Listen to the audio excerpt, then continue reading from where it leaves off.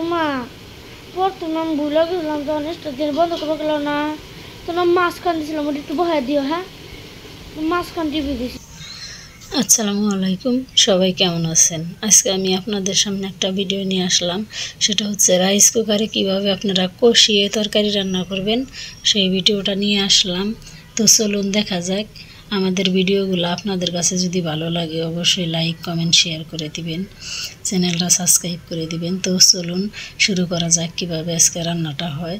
প্রথমে আমি মাছটা পেঁয়াজ মরিচ তেল দিয়ে মশলা দিয়ে কষিয়ে নিয়েছি, নিয়ে কিন্তু মাছটা আমি বাটিতে নামিয়ে নিয়েছি। সেই সাথে সবজি কেটে রেখেছিলাম, সবজিগুলো কিন্তু দিয়ে দিলাম, ঢেলে দিয়ে কিন্তু ভালোভাবে কষিয়ে নিতেছি। রাইস কুকারেও কষিয়ে রান্না করা যায়, এটা আমার আগে কখনো জানা ছিল না।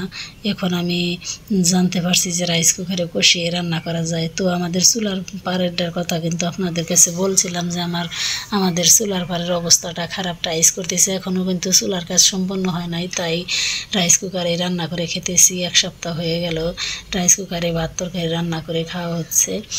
তো আপনারা আমাদের ভিডিওগুলো বেশি বেশি করে লাইক করবেন।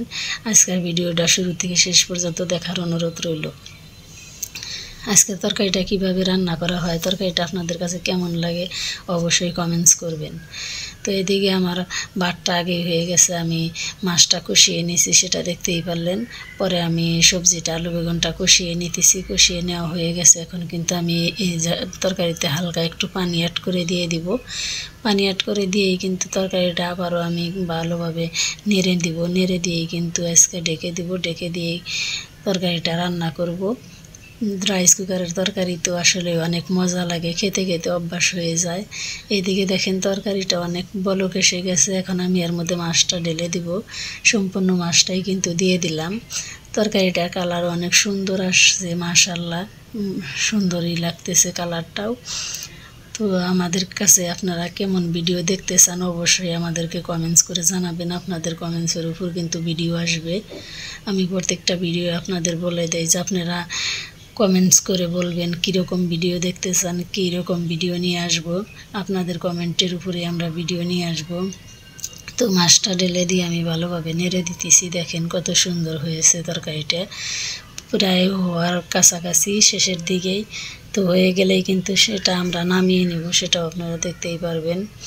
নামিয়ে নেওয়ার শেষে কিন্তু মজা আছে, আপনারা শুরু থেকে প্রত্যেকটা ভিডিও শেষ পর্যন্ত দেখবেন, শেষে কিন্তু মজা থাকে। আসলে অনেক কষ্ট করে ভিডিওগুলো বানানো হয়, আপনারা আমাদের ভিডিওগুলো বেশি বেশি করে দেখবেন, দেখার চেষ্টা করবেন।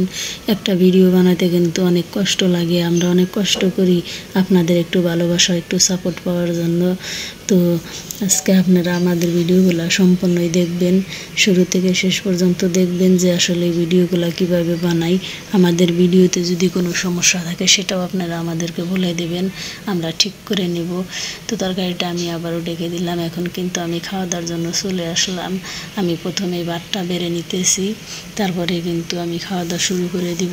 ভাতটা বেড়ে নেওয়া হয়ে গেলে কিন্তু আমি তরকারি নিয়ে নিব। দেখেন মাশাআল্লাহ অনেক সুন্দর কালার আসছে। আপনারাও মাঝে মধ্যে এভাবে রান্না করে খাবেন, এভাবে রান্না করে খেলে কিন্তু অনেকটাই মজা লাগে।